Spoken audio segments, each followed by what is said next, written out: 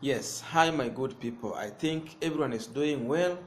Today I don't have a political analysis, but I just want to leave you here with a video from Musalia Mudavadi. It's a full video when he was addressing the public after attending the Requiem for the Archbishop Makhoha.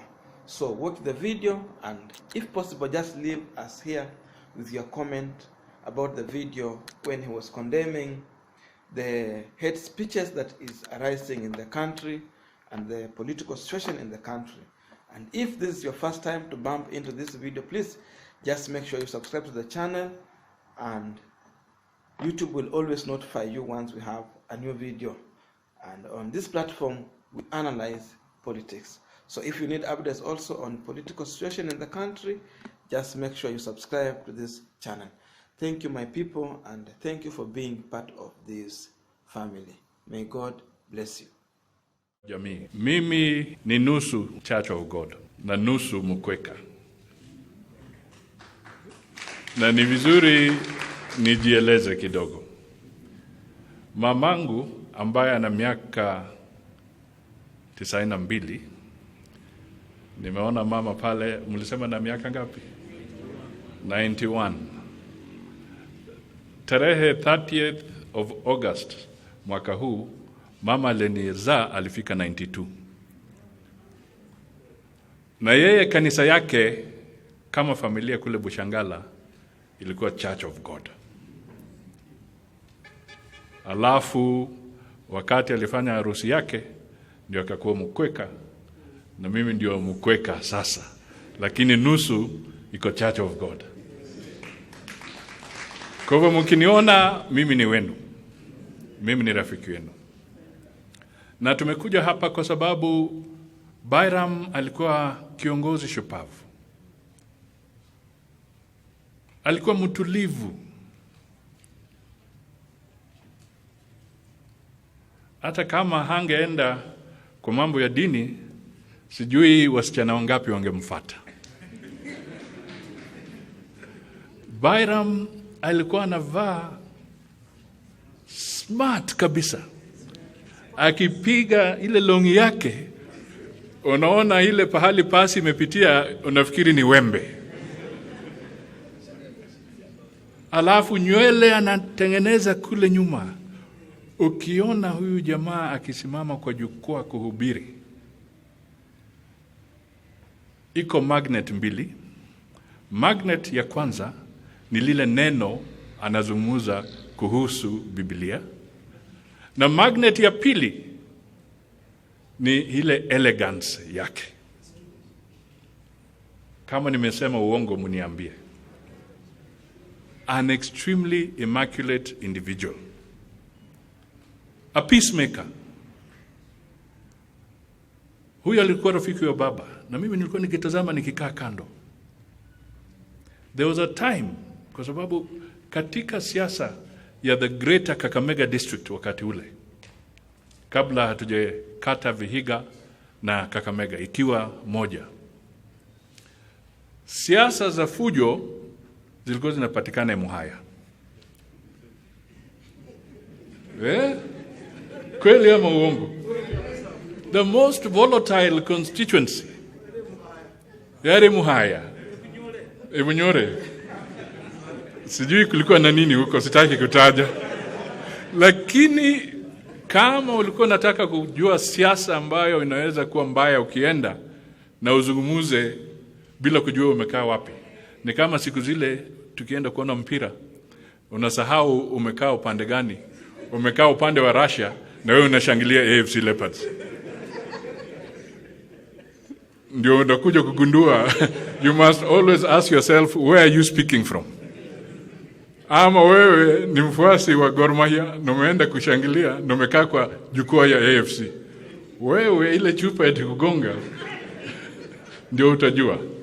Sasa Muhaya ni hotbed ya siasa. Na mimi nakumbuka kuna moment moja kulikuwa na ukali. Kulikuwa na huyo Wilson Mukuna, kulikuwa na Kasakala, na kulikuwa na Sami Muhanji, the trade unionist. Where? The father of trade unionism. Hawa wote ambao wanasema ni trade unionists kama wakina Munga hao. The father of trade unionism in Western Kenya was actually Sami Mohanji. Yeye ndio akaleta wakina JJ Mugala, hata Mkuna, hata akaingiza hawa wakina Tuoli wote. The father of trade unionism was Sami Mohanji. Na hawa walikuwa na siasa kule Bunyore. Siku moja mambo ilikuwa imewaka. There was Kasakala this side, there was Sami Mohanji this side. That time Mukuna was still government printer, hakuwa ameingia siasa. Na kuambia this bishop, Archbishop, in a very emotional moment, katika boma ya Moses Mudavadi kule Mululu, alishikanisha Sami Mohanji na Eric Kasakala na akaomba na wakapoesha siasa ya Bunyore. A very serious peacemaker under very difficult times. Na nimetaja Mama Hana kwa sababu Mama Hana 92 ndio alikuwa akipigia Byrum Makhoha ugali wa wimbi wakati ule, when it was time to reconcile the people of Emuhaya. So I speak to somebody who was a peacemaker, and I observed we must give him the best send-off, we must give him the respect he deserves, and we must respect the church that he built brick by brick, blood by blood, sweat by sweat, so that the Church of God can continue to grow and become even bigger than it is today. We are here to mourn a man who had international links, who had friendship beyond his home, beyond his church, beyond his age. He reached out to everybody without discrimination.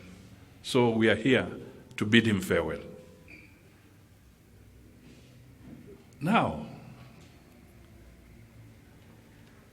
kwa spirit ya reconciliation, when I say he was a peacemaker, hata mimi, people should never forget that I was also the team leader in 2007-8 elections, when there was a crisis in this country, and I was in ODM. But I became the team leader to make sure that a country that is going to the dogs, working with Kofi Annan, the late, working with Mkapa, the late, and Gracia Machel, we were able to tone down the temperatures and to bring peace in this country after 42 days at Serena. Why do I come back to that message today? I come back to that message because the leaders here have spoken to something. I don't know why Kenyans forget so fast. I don't know why Kenyans don't realize what the pastor, the preacher has said, Kanga today has said, that our biggest problem is our tongue, our mouth. How can we, knowing that this country of Kenya went through a process where 1,400 lives were lost, we went through a process where our leaders were subjected to the ICC, and then we can have leaders again beginning to speak and beat the drumbeats of war and violence and insults when we have just come out of hell. Muwaombee washindwe kabisa. We should not allow that to happen. Politics ya kutusi watu. And worst, politics where a young man does not respect even the age of the people you want to refer to. Hata ukisimama hapa sasa and you want to abuse a lady of that age there. What is wrong with your mind?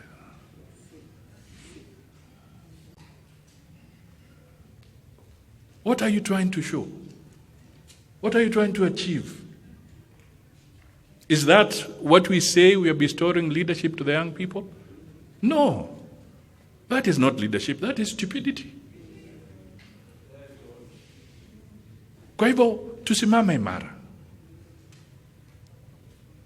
And we condemn wale ambao wanataka kuleta siasa ambayo inaweza fanya damu ya Wakenya ianze kumwagika tena. Tukatae katakata, tuheshimu sheria na tujiheshimu sisi wote kama Wakenya. We may have the right to disagree, but surely you do not have the right to abuse others. That is wrong. Kwa hivyo, mimi nashtumu and I'm cautioning any peace-loving Kenyan, please desist. Let us have genuine political competition, but let us not go into political insults and abuses that can ignite tension in this country. Tuachane na hiyo. My friend and younger brother, Malala here, has spoken very passionately. I am not a man who keeps grudges.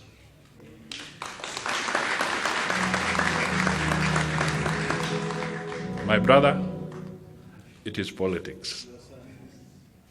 Now, he's actually my son. This is politics. We can disagree on principle, I have no problem. We can disagree on matters of debate, I have no problem. But one thing that is clear, I shall never wish you evil.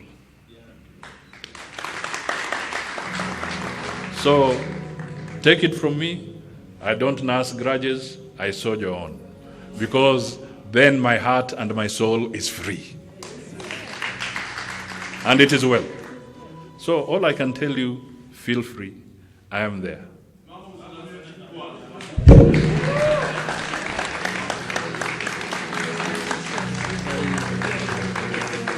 This is a new one. Thank you. Asante sana. The